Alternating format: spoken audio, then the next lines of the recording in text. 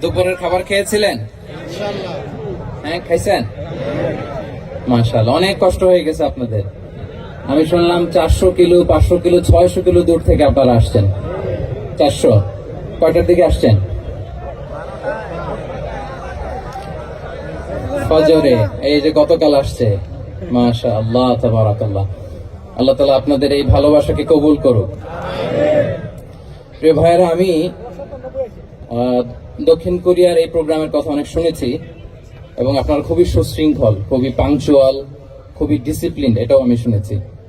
এবং তারই নমুনা আমি দেখতে পাচ্ছি যে খুব চমৎকার ইউনিভার্সিটির একটা স্টেডিয়ামে হাজার হাজার ইসলাম প্রিয় জনতা একত্রিত নেই।